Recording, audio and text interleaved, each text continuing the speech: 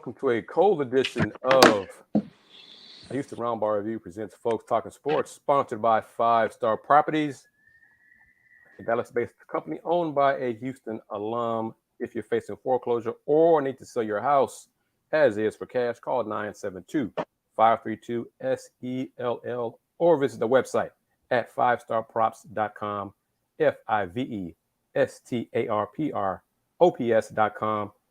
I am Kris Gardner, owner of the Houston Roundball Review. Joining me is Andy Yanez of everything else that I don't do, it seems like. Pawd, Slama, Jama, Community Impact Newspaper, Gallery Sports, on and on and on. And Willy Gibson from, let's see, so many hats. Will, how about you, Will? You're an alum of the Ohio State University. Mm-hmm. Will Knows Podcast. Yeah. What is it, WTG? Yep. WTG Sports. WTG Sports. So, gentlemen, how are you doing? And are y'all warm where you are? Yeah, we're good. I mean, it's typical December 23rd or 21st, 22nd weather up here. It's 40. Well, no, it's not because it's 42 degrees. But as we were talking prior to coming on, the temperatures can drop overnight, and 7 a.m. the temperature will be 2 below zero in Columbus, Ohio.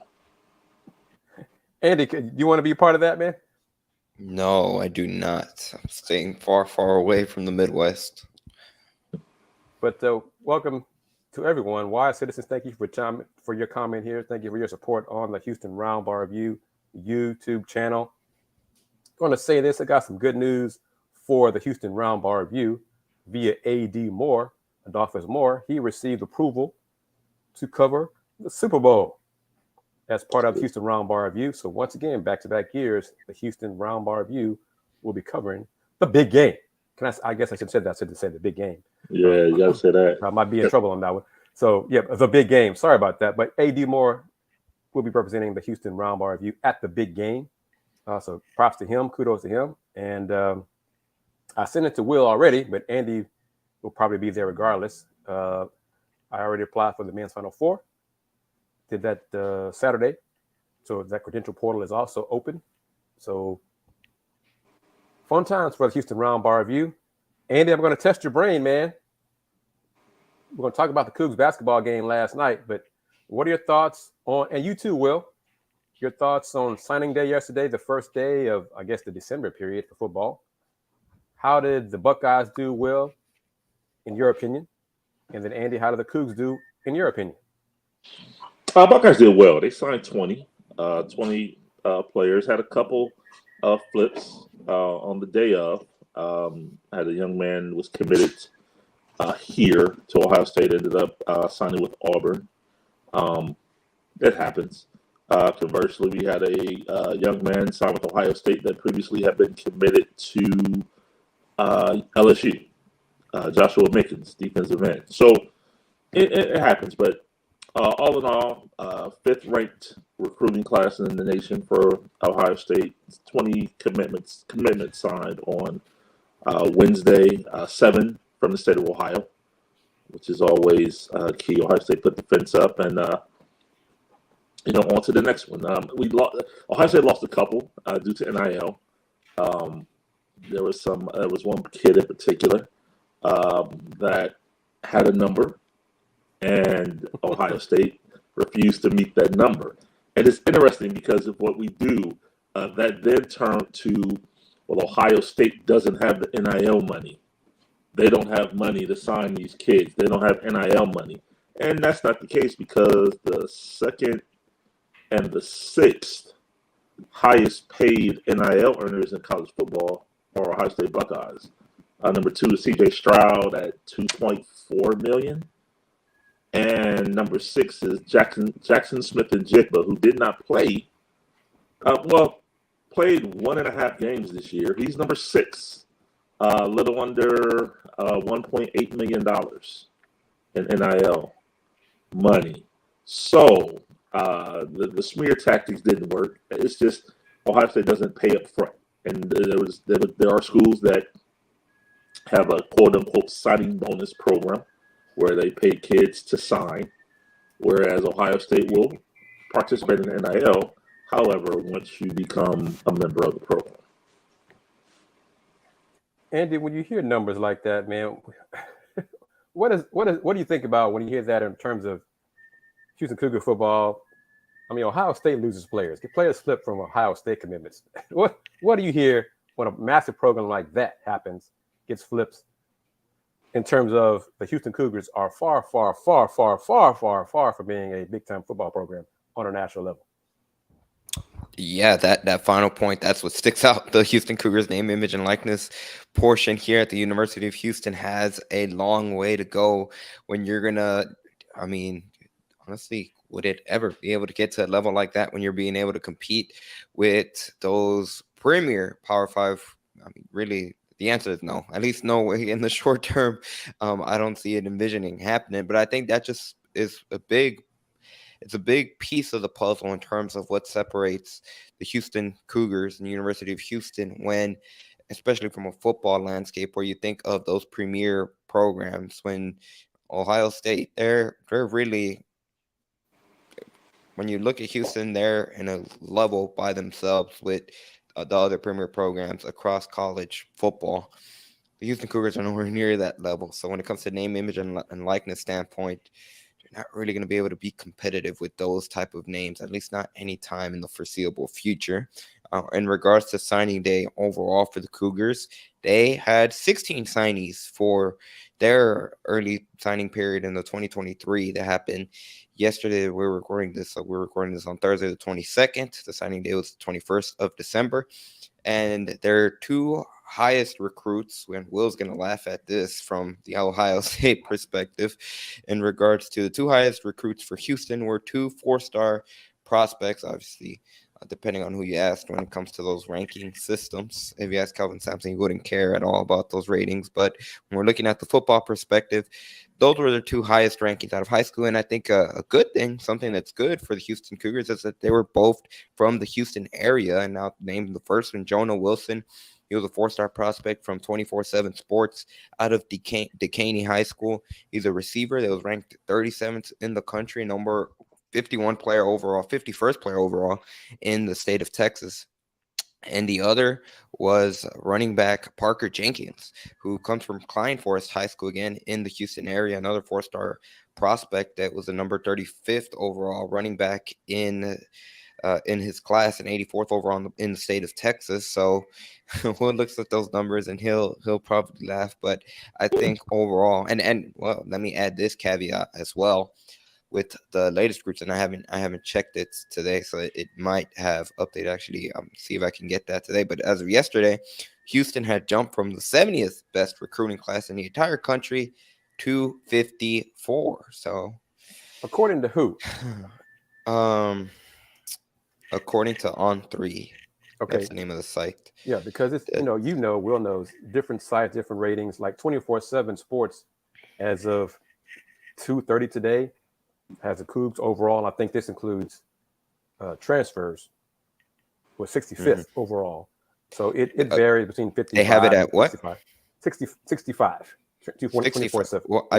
I just checked it on 3K, so on 3.com again, and they fell to 56 nationally, so they dropped 2 spots. They're 11th in the Big 12 currently, and it also does factor in transfers, which of course the biggest name that made headlines from a Houston Cougars perspective is Donovan Smith, the Texas Tech transfer that the Cougar fans, they know really well in regards to what he was able to do against the Cougars during their game early in the 2022 season, the quarterback position, which is something that Dana Holgorsen said they were going to be targeting in the transfer portal, because obviously they lost Clayton Tune. They're not going to have their senior quarterback back in 2023, so they're going to have to move on and look for new face in regards to that aspect. And I think the other name that really made headlines was the transfer of Jalen Garth, who's going to be coming over from the University of Texas, another 4-star prospect coming over to the University of Houston, and both of those guys are Texas natives. So they've made some moves now. I think the biggest thing, kind of the reaction to it, is that they still have a long way to go in regards to recruiting, because depending on what side it is, like you mentioned, somewhere in the mid 60s, somewhere in the mid 50s, depending on the site, that's not good enough to cut it, because something that has been unanimous, regardless on the sites you see, it's still towards the bottom of the Big 12 conference, which that's not where Houston wants to be at. Yep. You mentioned On3 has them at 11, Big 12. So does 24/7 Sports has them 11 in the Big 12 in front of Kansas, BYU, and Cincinnati. UCF is 10, Iowa State 9. So the bottom, and this is the new Big 12. Okay, so this still includes Texas and OU, who of course will be leaving in maybe a year. Let's talk about that too in a moment. A year instead of 2 years. But the Longhorns, I think, overall ranked third in the country in the overall rankings behind Alabama and whoever else. But clearly Texas number 1 in Big 12 schools, and Oklahoma number 2, TCU 3, Texas Tech 4. That kind of surprised me, but they have a great, or I should say a very good NIL collective. Baylor 5, Kansas State, Big 12 champs at 6, Oklahoma State 7, West Virginia 8, Iowa State 9, UCF 10, then the Cougs come in at 11. So clearly, Will, get your thoughts on this. Cincinnati right now is 14th, the last in the new Big 12. That's got to be direct result of the loss of Coach Fickell.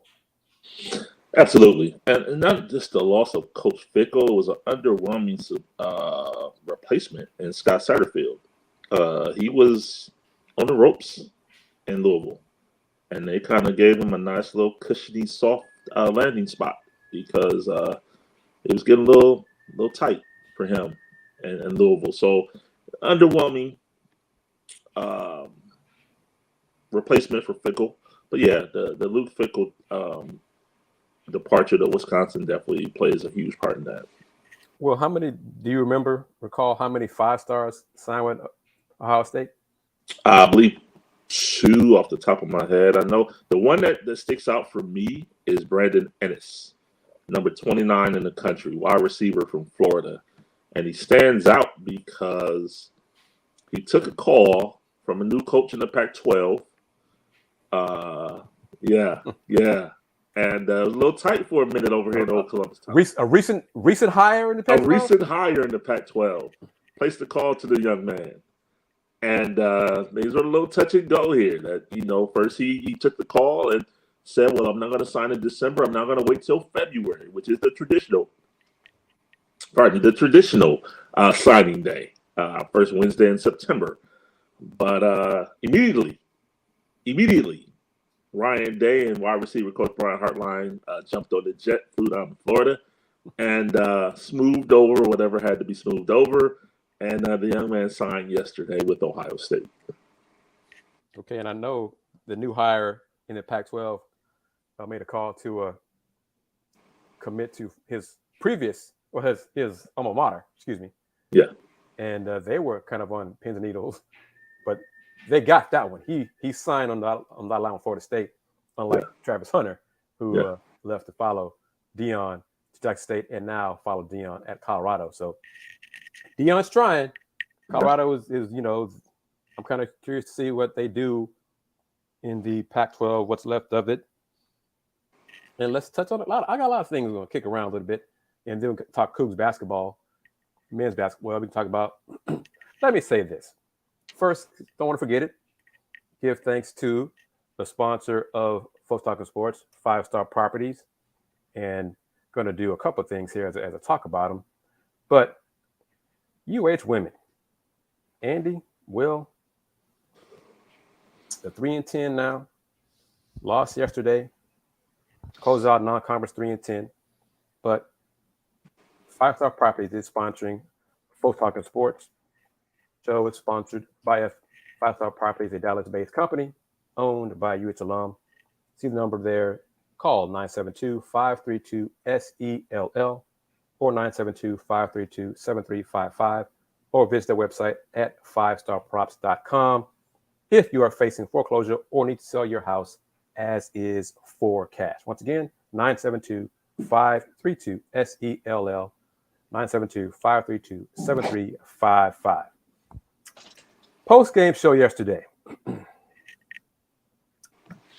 After the post-game show, Coach Huey, one of the comments that surprised me was this team is still trying to figure it out. Wow. Okay. Comment is on, the post-game show is on the Houston Roundball review on YouTube as well as on Instagram. So you can full Andy's whole 5 minutes. I put it up there.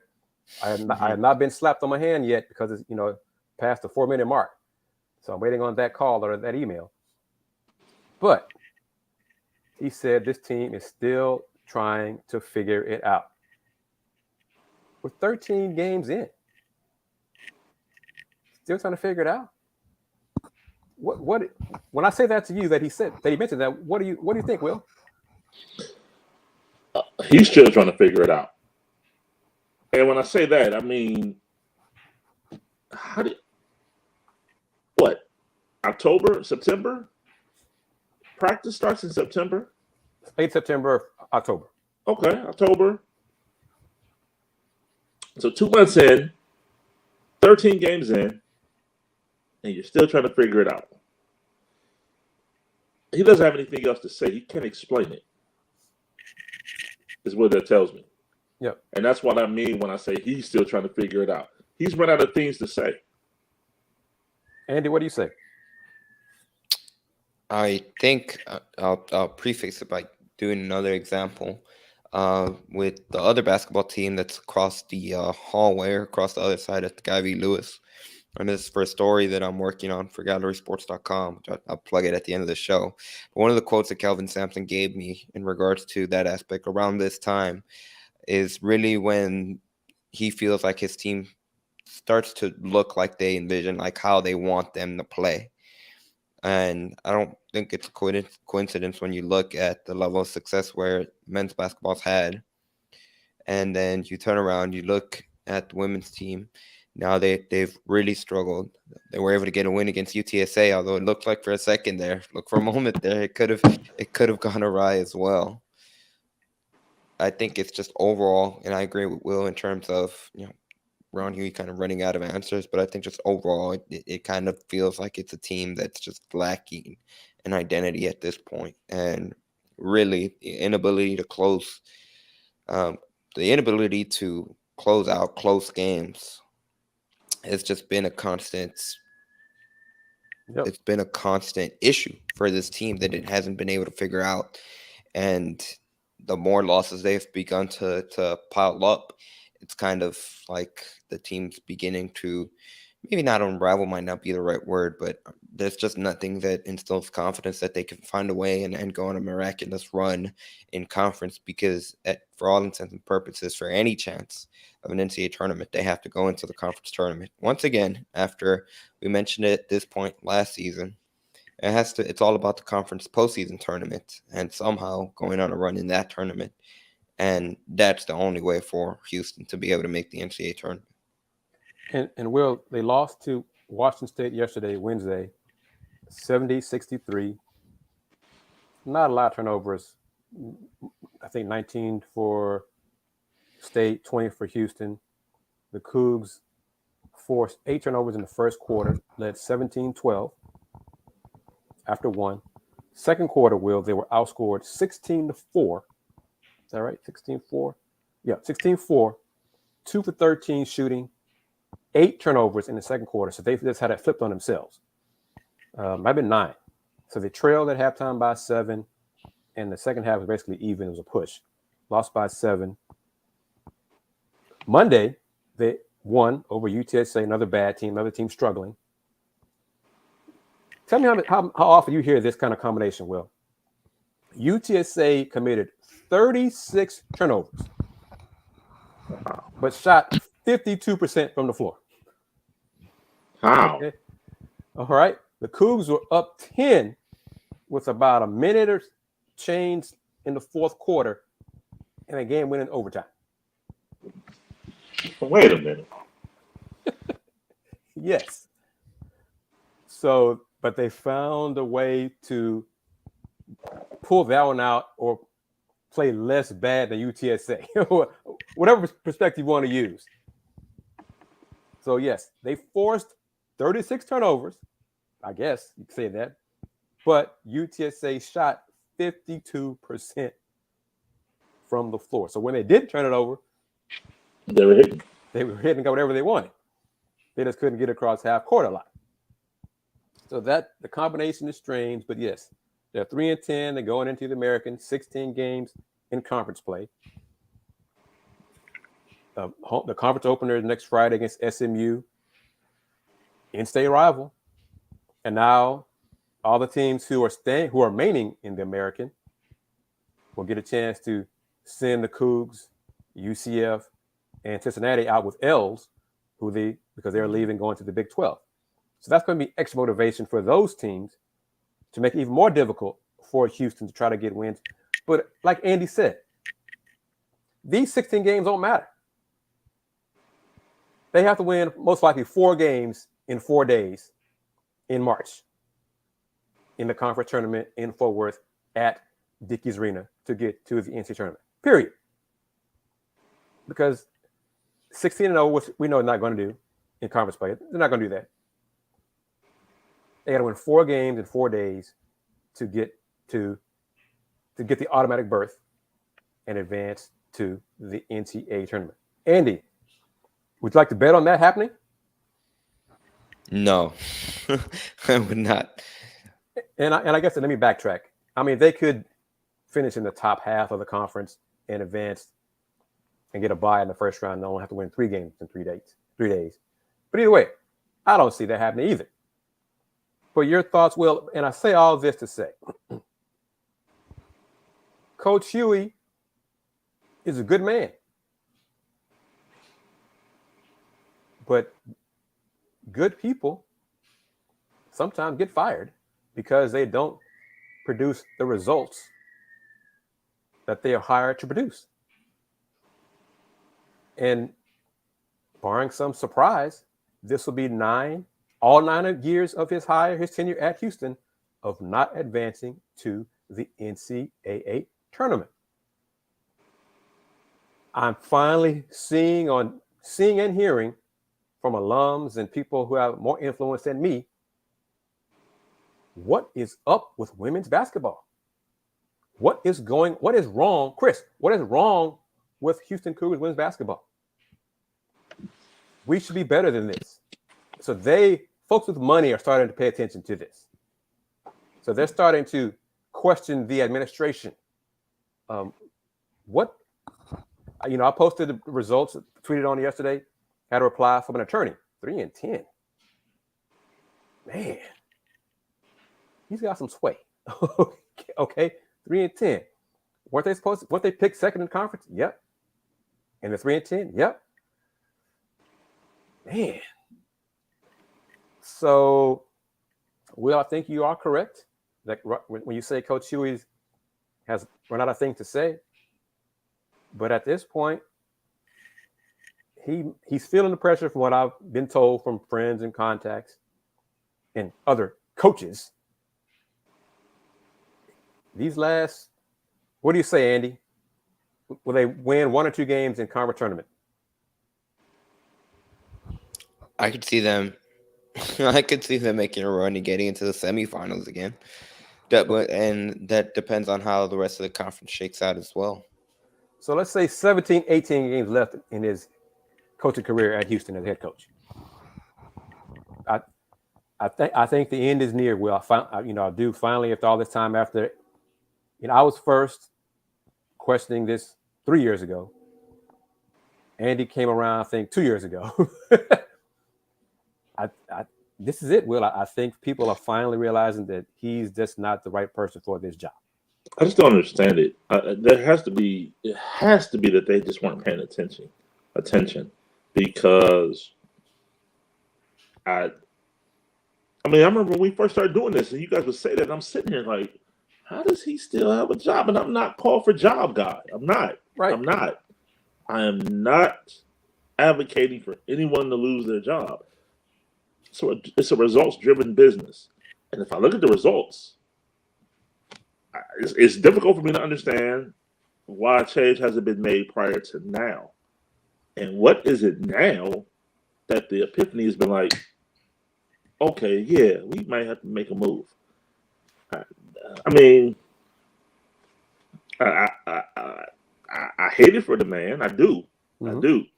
I don't wish ill will on anyone, let alone someone losing a job. But it's a results-driven business, and the results clearly point blank aren't there and haven't been. Right. They haven't been for a while, and I think you are correct when they say they're finally paying attention. Andy, I want to run this by you. You too will. Ironically, I believe that the preseason pick of finishing second opened up their eyes because they had expectations for the program that they didn't have before. Good point. And now they're 3-10. They're like, wait, whoa. How can we go from being picked second to not being 3-10? Yeah. What do you think about that, Andy? I would hope that's not the case, but I laugh because I mean you're probably right in that aspect. But I mean, look at where they have been a season ago. They were picked to be top 3 in the American Athletic Conference, and they still underachieved. And that was coming off the heels of momentum when they were that first team out in the NCAA tournament. So they had that momentum. They weren't able to deliver on it. And I think, like you said, we talked about it even last season where, especially if you're going to bring in a new regime, a new coach, it would have been to do it this season so they get one year to establish themselves going into the Big 12. And now this, without talking to someone after yesterday's men's basketball game, it honestly, they might have ended up setting the team back, even if they do make a move, because now they're having to play catch up while they're transitioning into the Big 12. And to about your point specifically, God, it just comes across as neglect. Yeah, and I didn't do it, but President Couture tweeted yesterday after the men's 83-44 win. I wanted to reply to her tweet and say, and yes, the Houston women lost earlier yesterday afternoon and are now 3-10. What are your thoughts on that, Madam President? That's what I wanted to tweet. To, petty, but put it out there for her to see it in Twitter format. Because I tried to reach out to her for a while. Nothing. But yes, they could be taking. They're behind now, heading to the Big 12. They're behind the 8 ball now. They're not ready for the Big 12. No work, no, just not close. So what are they going to do if they do finally make a move? Going to go the transfer route? Because I have a colleague, and he's like, "Who would want the job?" And I was like, I replied, "Are you serious? This is Houston, the city of Houston. There's so much talent here in this area, and the facilities are top notch compared to other women's basketball programs, and they're going to the Big 12." So a lot of coaches want this job because they believe that they could maximize with everything that's here. However, if the administration has been neglectful of the program, then why would a highly respected assistant coach want to take this job? Because if that admins don't care, coaches, that's a dead coach walking. If I don't have the support admin, because Andy, you know it, and you know it from following sports. But Kelvin Sampson said it many times. Administrations win championships. Mm-hmm. If the AD doesn't care, if the senior women's administrator doesn't care, if the president doesn't care, if Tillman doesn't care, if we're the only ones who care, that's not good enough. And so coach is going to be like, y'all don't care enough about the program. So why should I bother doing that? That's a question. And maybe you can't answer it right now. Maybe it's an offline topic. But I hear Tillman a lot, and I get it. Who are the other money people in Houston other than Tillman? And if you can't answer it, I mean, I know you know. If we can't talk about it now, I get it. But I'm just curious. Most of them are silent. Okay. Their donations. Okay. Fair enough. We hear bits and pieces of it, part of the contribution donations to the football, the Big 12 rise, all that kind of stuff. Tillman's way more vocal. He's just way more vocal about everything in terms of money. I mean, I heard a commercial, I think, this morning about the new medical building school. Yep. Will, it's the Tillman J. Fertitta Family Medical Building. Okay. Wow. I mean, Imagine that. Yeah. Wow. So, but I don't know how many of the wealthy alums, because Houston has some, care about women's basketball. So that's a question. I've tried a few things. I've done more connecting with players from previous UH teams because many of them, they told me, Kris, I stopped following the team, until this year. Handful kept up last year, but close to the Big 12, they're like, I'm starting to pay attention, and now I see what you're doing. And I had one of them watch the game yesterday. She messaged me after the first quarter. Well, this is promising. Then that second quarter hit. 16-4 for Washington State. She messaged me back. Ooh, that was bad. That was brutal. And then they lost. And she's like 3-10. This is not good enough. This is bad. So maybe more and more players from previous teams speak up, speak out. This is not good enough. We need a change. Maybe that's what helped. Something's got to change, because I've heard from Big 12 people contacting in Big 12. Did they really believe this is going to work in the Big 12? And I'm like, no, I hope they don't, because they're like, Kris, this is not good enough for the Big 12. I'm like, yes, I know. All right. So, that's one of the things I heard again in Dallas Sunday for that Pac-12, Big 12 matchups. It was not stellar basketball between Texas and Baylor, Arizona, USC women's basketball. But even that was still better than Houston women's basketball. Taller players, more athletic. Mm-hmm. Andy, Will, what are your thoughts on the possibility that seems to be increasing that Texas and Oklahoma will leave and join the SEC for 2024 rather than 2025?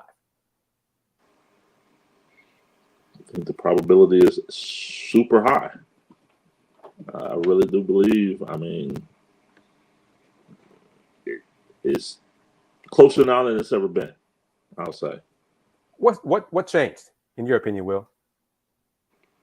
I think Greg Sankey, the SEC commissioner. I think he made some. I think he is looking, because who's in the Final Four? Who's in the college football playoff?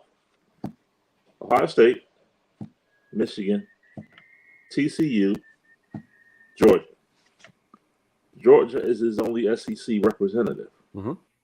So, for years, it's been Alabama, Georgia, Clemson. There's been multiple SEC teams in the mix. He senses, he may not admit it publicly, he senses Alabama could be on the slightest of declines, I'll say. Especially in terms of a dynasty. Yes. Yeah. So, I need star power. And that's been my thing covering the Big Ten. Everyone says, oh, the SEC's the premier football conference in America, and they always bring up Alabama and Georgia, but they never talk about Vanderbilt. They never talk about Missouri. And God rest his soul, Mike Leach. They never talk about Mississippi State. Never. Right. So, SEC, they see, commissioners, administrators, their role is to forecast the future. Look ahead. Fans, most people look at the right now. Their job is to forecast into the future. And Greg Sankey sees, we might have to, beef up the conference a little bit. And if I could get Texas and Oklahoma in here quicker, they may not have the results on the field, but it's the name recognition. Texas, Oklahoma, the Red River rivalry. That they need to get something in here quick. So why not move it up a year? Andy, what do you think? Yeah, from a Texas and Oklahoma perspective, I think, especially when the news started coming out that the Big 12 was looking to bring in the new additions by 2023, I think there was a lot of noise about, well, then that means Oklahoma and Texas aren't going to stick around until 2025. I think that's just the progression of it. I think, like Will said, from an SEC perspective, I'm sure there's been interest, especially now, which I think that is an interesting point you bring up when you think of the premier brands. You think of the SEC, it's Alabama and Georgia. Alabama has been on a decline in terms of Alabama standards, which is to compete for the national championship year in and year out. And from an Oklahoma and Texas perspective, the quicker they can get to the SEC, the better for them. So I'm sure it's been something that both sides have been trying to do since the official announcement came out that both of those programs are going to be joining the SEC, and now it's just a matter of executing. But outside of that, until it gets done, I'm sure both sides will continue to work on it for it to get done. And something that Brett Yormark, the commissioner for the Big 12, has said, and at the end of the day, whatever's in the best interest for the conference, the quicker you can cut those ties and move on toward the future, it'd probably be best for all sides involved. And before we go into further discussion on that, Folks Talkin Sports is sponsored by 5 Star Properties, a Dallas-based company owned by UH alum. If you are facing foreclosure or need to sell your house as is for cash, call 972-532-SELL or visit their website at 5starprops.com. That's FIVESTARPROPS.com. Help me negotiate. I'm part of the Big 12 negotiating team. Texas and Oklahoma want to leave a year early. They don't want to pay the entire, 80 to 90 million per back to the conference and the members, the 8 current members, not the 4 new ones. Leave a year early, so instead of 80 each, they pay 40 each.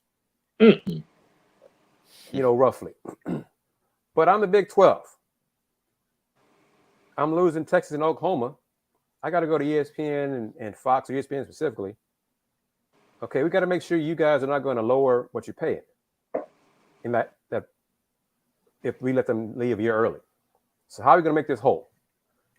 Will, Andy, do you think the Longhorns, as soon as agreeing to play Big 12 teams, non-conference, will help make that whole in 2030 or whatever the hell it may be? First of all, I'm gonna need more than 40 million if I'm negotiating. I'm gonna need about 77. But yeah, I mean that, and then to say 8 years down the line, I'll make it up to you with a home and home, or nah, that's not gonna do it for me. See, that's the thing, because non-conference schedules are agreed upon so far in advance. Yeah.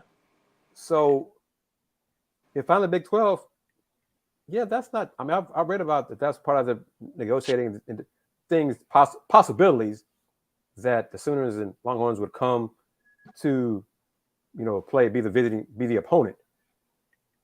8-10 years. I'm like, okay, how does that help my bottom line now? No. So that doesn't make sense to me from a Big 12 member school perspective.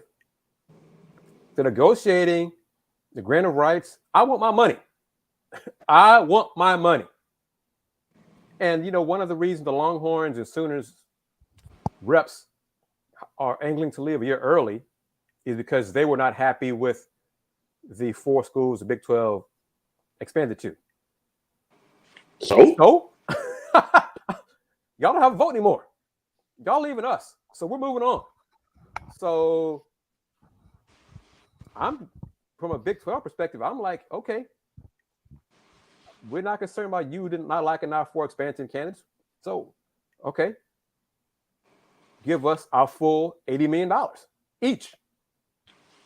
Well, we don't want. Well, then see you in 2025. That's my perspective. But Andy, you give me some logic, some rationale that makes sense from a Big 12 perspective to allow the Longhorns and Sooners to leave a year early. What works for you that would work for the Big 12 to let the Sooners and Longhorns leave a year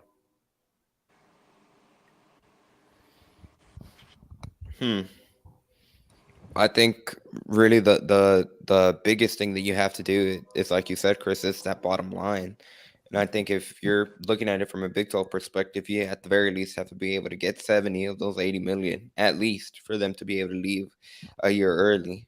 But I agree with Will. I think a home and home or a future non-conference promise 8 years down the line, that's not going to cut it, especially with, the old saying goes, money, $100 bill now is worth more than $100, 10 years from now. So I don't see how that could be negotiating into the contract part of it, especially if it's like for only half of the grant rights or the payout money that they're expected to, or that they're contractually obligated to be able to pay on their way out.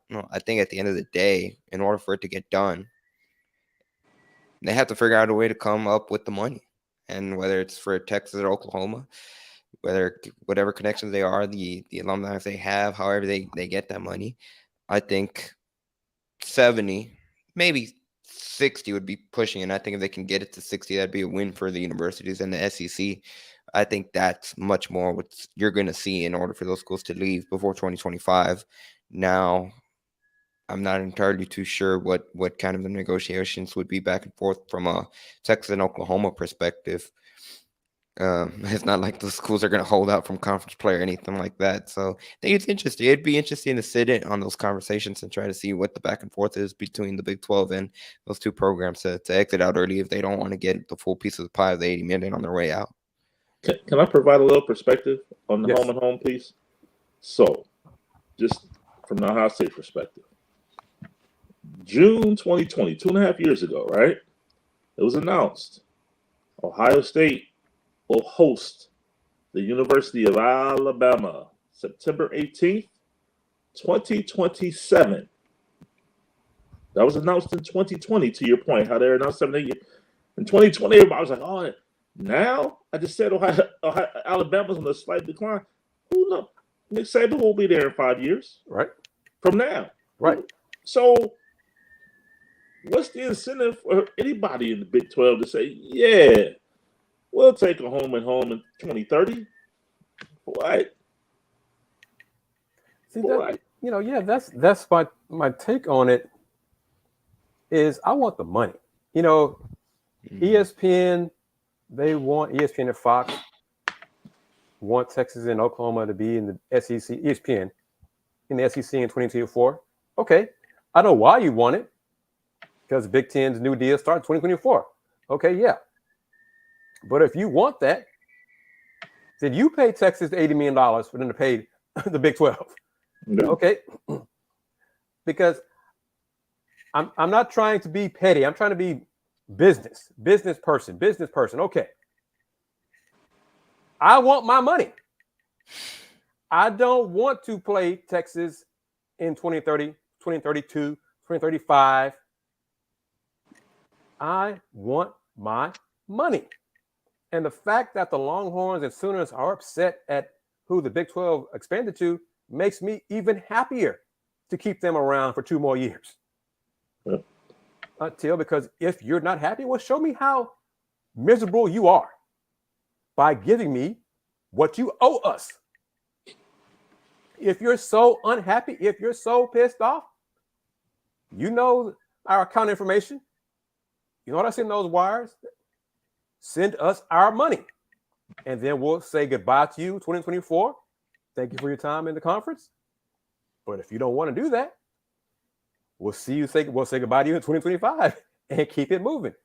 That's why the Big 12 football schedule going forward has not been announced yet, because they're trying to hammer out this deal. And some folks have reported that I think they thought it would be done by this week. Well, week's almost over. And then other folks are closer to our line of thinking. They're not getting to a deal. This is not happening. The Big 12 is not going to blink on this. And they shouldn't. And again, what exactly would be the leverage that Oklahoma and Texas have over not being able to leave early if the Big 12 decides to hardball and say no, you have to stay, either pay the exit fee or you're stuck until 2025. Yeah, and let's be real. I mean, I don't know the specific details of how soon the payout would have to be, the 80 million or 80, 90 million, whatever it is, exact dollar figure. I don't know if it had to be in a year, you know, the lump sum, due date, anything like that. But if there's not a due date on it, you know, this must be paid in full within 90 days, something like that, then haggle on the time frame. The Longhorns print money. They have more money than OU. Okay. Mm-hmm. But the Longhorns print money. You say, Texas, we want what you owe us. We will agree to that being paid out in 5 years. Equal payments, 5 years total. So if it's 90 million, 18 million each year. What's wrong with that? Because the Longhorns are going to get how much from the SEC, from ESPN in the SEC? 75, 80 million dollars per year. So they got it had the 18 million covered. Same thing with the Sooners. I don't understand why this is so complicated. If you want to leave early, okay, this is what it's going to cost you. Now let's haggle on the time frame of you paying that amount that it's going to cost you. But I digress. All right, we'll see if that happens. Andy and Will, we've talked about this maybe a month or so ago, and it seems like it's getting closer to becoming reality. The Pac-12 going to, is it Amazon for basically the majority of its sports package for a slightly larger amount than the Big 12 payout Big 12 teams are getting. But is that a good thing? Because the Pac-12 is not the NFL. Okay? Folks are not going to search Amazon to watch Arizona, Stanford women's basketball. Sorry, Coach Vanderveer. Sorry, Coach Barnes. And they haven't. So is it a good thing to get more money but less exposure? Or try to work out something else with ESPN, Fox, go back to the table and say, okay, we hope y'all are going to increase your offer to us. Please help us out here. I think if you look at it from a short-term perspective, taking the most money at that's going to be what's more benefit to you in the short term. I think in the long term, like Kris, you mentioned it, in terms of the Pac-12, and that just goes across the board for a majority of Pac-12 schools and Pac-12 sports and Pac-12 games. From a national perspective, if you don't have a direct connection to one of those universities that's playing, if you don't have a direct interest in a lot of the games that are playing, there's not going to be much of an incentive for you, especially if you're not from those schools. If, say me, for example, here in Houston, there's not really much incentive for me to watch a random Oregon game, Oregon versus Oregon State basketball game on a Thursday night, especially Thursday night in December when it's competing with Thursday Night Football, but I digress. I'm pretty sure that wouldn't happen. But anyways, so if you're kind of isolating your, not fan base, but just overall your eyeballs, there's not a big enough draw in the long run for those schools. And then when the negotiating table comes again, or when the Pac-12 and Amazon and whatever's down the road, whether it is those linear networks or who knows, whatever could be the difference 5, 7, 10 years from now, then that lack of exposure is going to come back and bite you, because then Amazon, whoever it is, they're going to say, well, you only were able to do this during this time slot. It doesn't justify us having to pay what we did, having to pay primetime value for not primetime draw. And I think that in the long run would hurt them. I think in the short term, if they can take the most money possible, it'll help them. But I think that's one way it could come back to bite them. What do you say, Will? I appreciate the young lion Andy Yanez. However, I disagree, and this is why. Only because, and I understand what you mean but terrestrial TV is almost antiquated now. Everybody's watching TV on this right now. Mm-hmm. Everybody. So if I'm on the beach in Hermosa Beach, California, and USC's playing Stanford, I'm more apt to pull my phone out and watch it on Amazon. But if you can't, not going for it, that could be a Big Ten game, Will. Well, thank you. So let's say, I don't want to say that either because I'll talk about that later. Washington and Washington State, the Apple Cup. Okay. I'm in Seattle at the, what is it, Pike Place Market? Yep. They throw the fish? Yeah. Mm-hmm. Yeah. And I'm watching my man throw the fish, and I'm sitting here on my phone watching the Apple Cup. That may benefit them in some perspective. Because most people, and I learned this when I was in Arizona about 25 years ago. Sounds crazy, right? But people on the West Coast don't sit in football stadiums. They don't. True. They're on the beach. They're in the marketplace. They're doing this. They're doing that. So to have access to watch it online, I think would benefit the Pac-12 versus getting a 0.9 on ESPN in the ratings. But I'll do. Oh, Chris, go ahead. But can't people watch NBC, Fox, CBS on their phones too? That's a good point. They can. Go ahead, Andy. They can.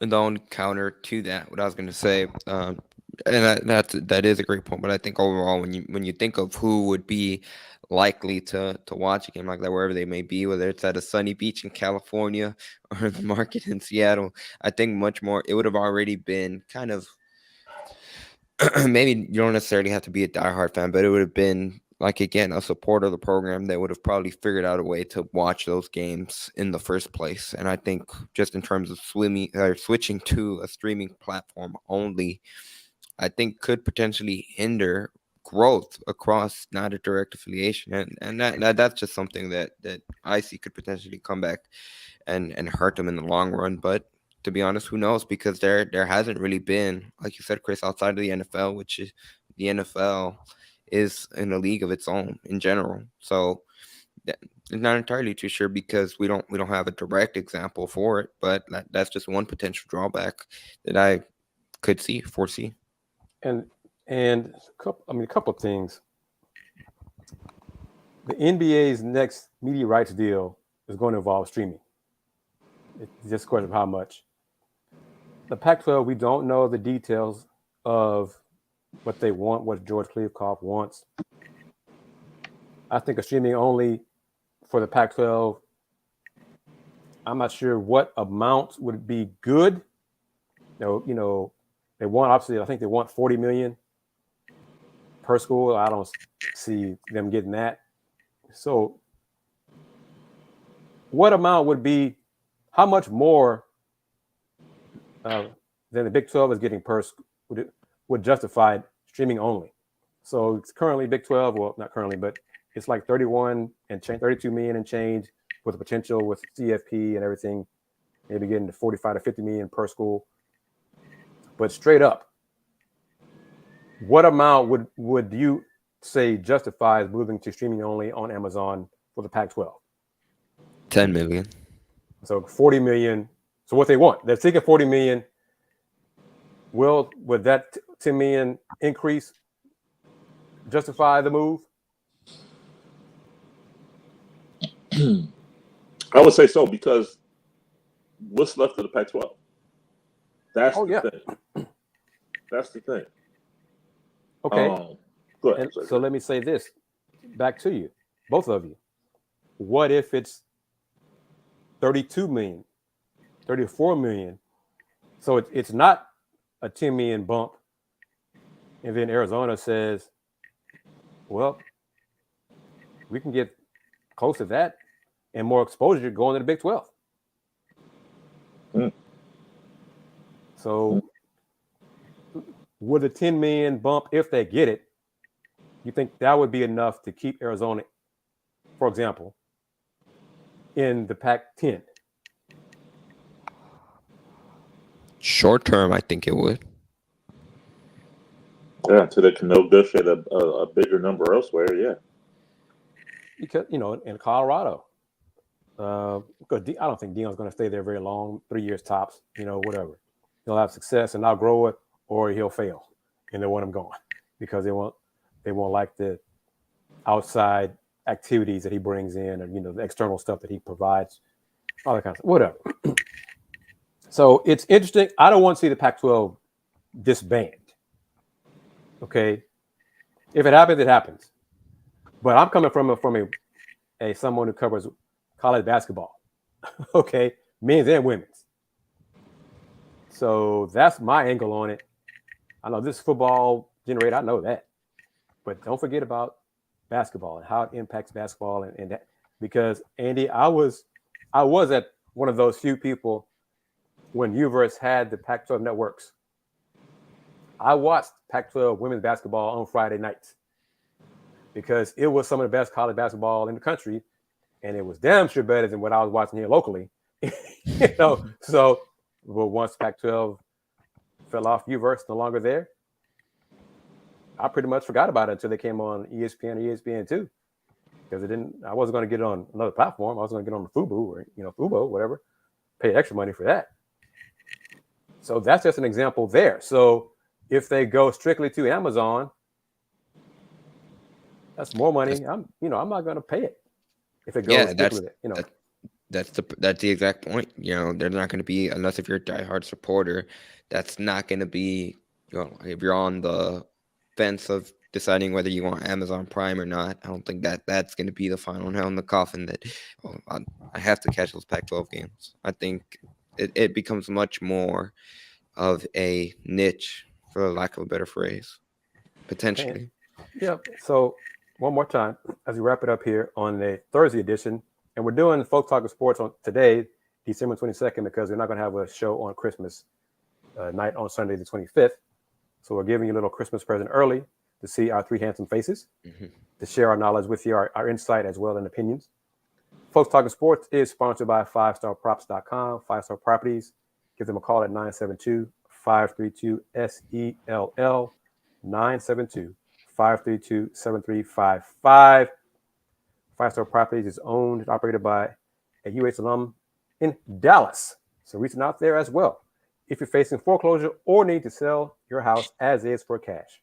One more time, call 972-532-SELL or visit their website at 5starprops.com. Speaking of big money, the biggest money of them all, NFL announced a deal with Google/YouTube to have Sunday Ticket on YouTube on two different, plan levels. I'm kind of curious to see what the price point will be for that. But it's the NFL. So the NFL is going streaming, but the NFL is also not abandoning the linear platform, NBC, Fox, and CBS. But it's the NFL. What are your thoughts on the NFL Sunday Ticket going to YouTube? Man, left to right TV, so there's a linear, somewhat platform hybrid streaming as well. As you said, it's the NFL, so they're the proverbial straw that stirs the drink. They're going to get their number regardless. People are going to. That's not a niche situation. Mm-hmm. People are going to do what it takes to make sure. Tonight, it's Jacksonville and the Jets on Amazon Thursday Night Football. Yeah. People are watching that game. Jeff Bezos paid $78 million to show that game tonight. It's $78 million per game that he's paying the NFL for these games.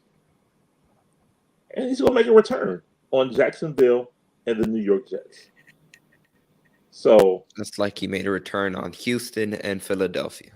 yeah. Or the worst game of them all this year was Denver and Indianapolis. It was like 6-3 or 9-6 or something like that. No touch in overtime. Yep. So yeah. And everyone was talking about how bad it was, but regardless of how bad it was, like you said, it just continued to build and build and build. Why? Because the NFL is king. The NFL, I mean, it's addictive to some fans. I mean, it really is, because the quality of play, especially on the Thursday night games, has been trash. Yeah. But people still watch because they feel like they cannot do without it. And there's so many ways that could even get a casual fan's interest, whether it be fantasy football now with DraftKings and all those platforms, over under stuff. Like, God, I'm sure there's a whole bunch of different things that could have gone on in this Jacksonville, New York Jets game that you couldn't care less about the Jets and the Jaguars, and you're still watching because you want to make sure that whoever player you took the over under gets I don't know, over 70 receiving yards or rushing yards or whatever. So the NFL has put itself in a position where, like you said, even in that Colts and Broncos game, it doesn't matter what the level of play is. It doesn't matter how bad it is, how good it is. There'll be people watching, and there'll be people talking about it. In these final few minutes, Andy, let's talk about the Cougs men's game last night, winning over McNeese by 39. What did you and Dayon say last night on Let's Rage Cougs about the game? Yeah, so they wrapped up the non-conference portion of their schedule, for the 20, at least for the regular season, 22-23, and they have about 6 days until they travel on the road and open the American Athletic Conference portion on the road at Tulsa. And something that Kelvin Sampson said post-game, when you look at the non-conference schedule, you felt overall, especially going back to the Alabama game, talking about McNeese specifically and how well they were able to their ball movement was in that win against the Cowboys. So they had 23 assists on 32 of their made field goals. And that's something that's become a bit of a trend for the Cougars going back to that loss to Alabama against North Carolina and A&T. They had 14 assists on 28 of their made field goals. Against Virginia, they had 17 assists on 25 of their made field goals. And that's something that Calvin Sampson said that they had with his phrase, he said they had a coming to Jesus meeting in regard to how they need to play offensively to be able to have success in ball movement. So it's one of the things that's non-negotiable for the program. So when you look at the non-conference slate overall, they've been able to, and again, something that Calvin said when it comes to scheduling, he felt that they played the right schedule for this team.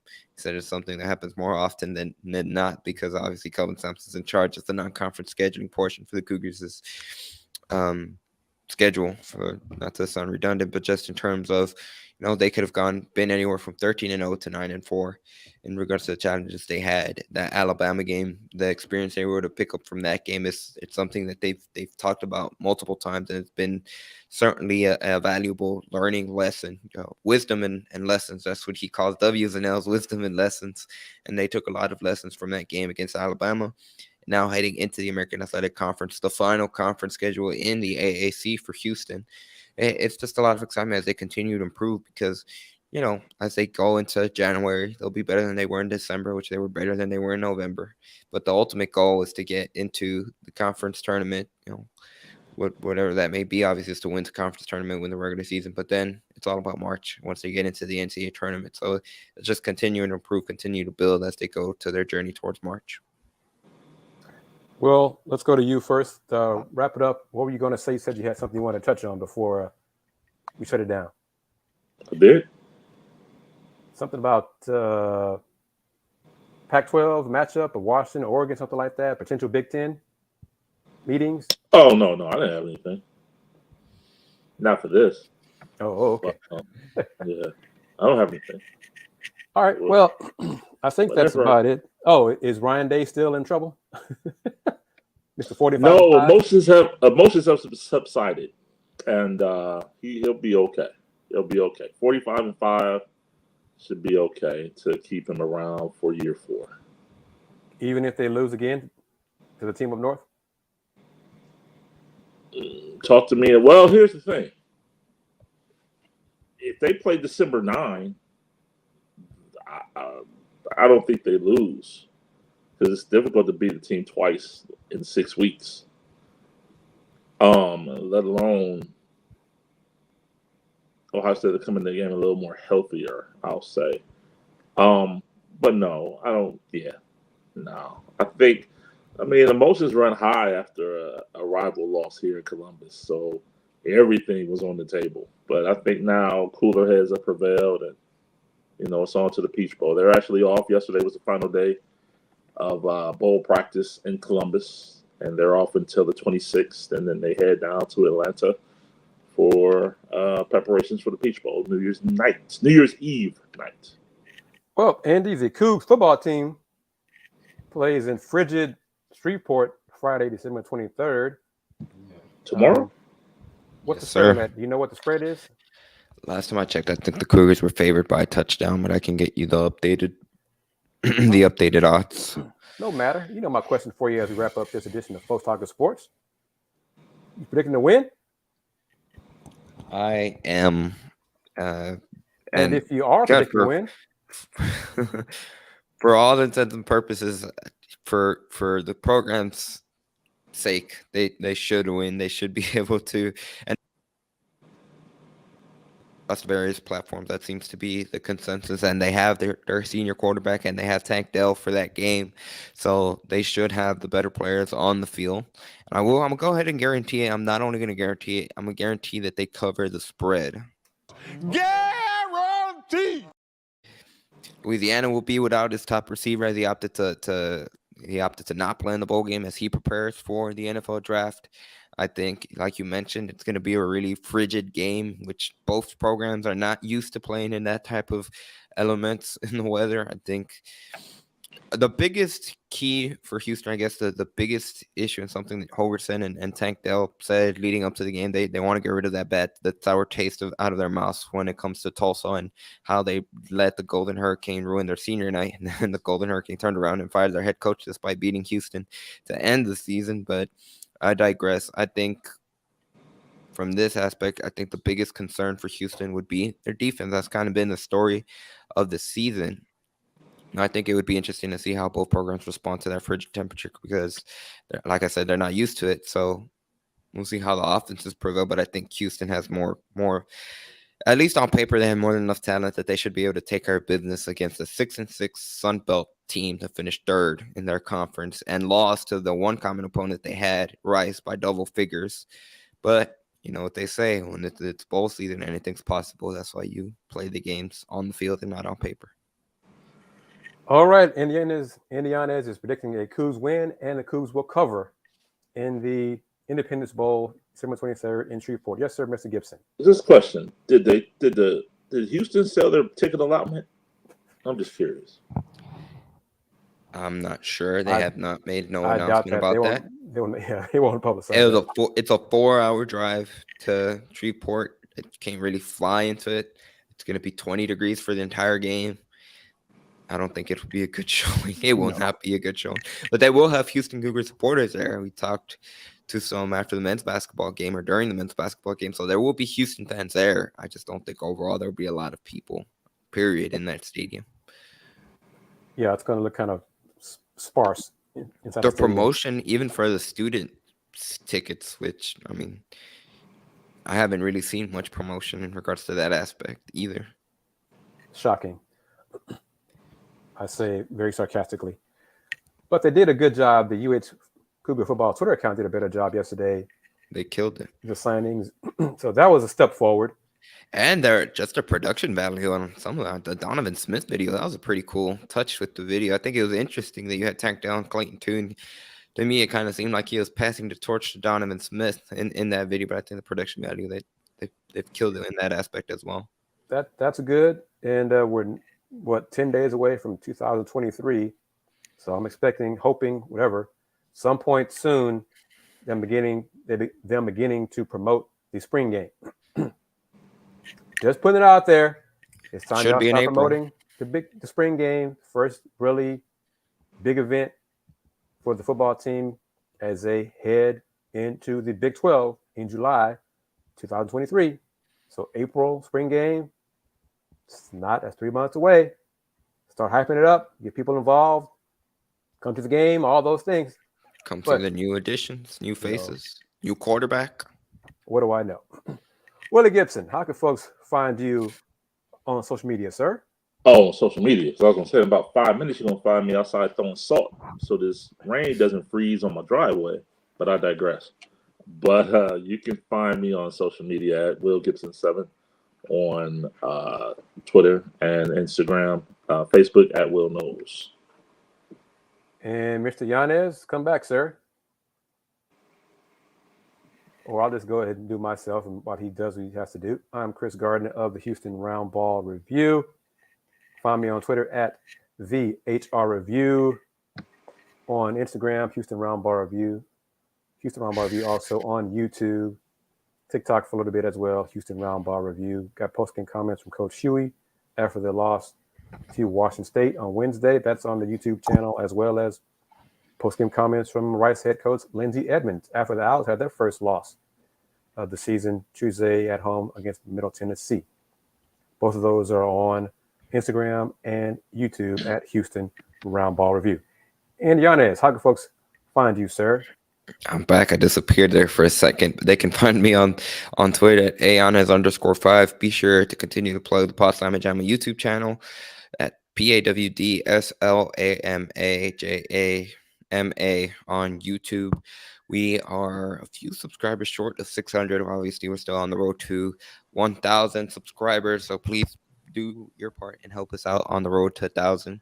And obviously, just in regards to gallerysports.com, I'm really excited about a story that's going to come out tomorrow for gallerysports.com. I know it's bowl season, but it's also basketball season. So I have this really cool in-depth story because at this time, a year ago for the Houston Cougars men's basketball team, it was a very, very different vibe for them, just in terms of really kind of for a period there, it seemed like the sky was falling at this time in regards to the Marcus Sasser injury. They had Tremont Mark had just done surgery on his labrum. Kyler Edwards had sprained his ankle. So you're going to have a cool story that kind of goes into what those days were for the Cougars program and really how it kind of impacted a bit of an improbable Elite Eight run. So be sure to check that out for gallerysports.com on December 23. That's tomorrow, Friday.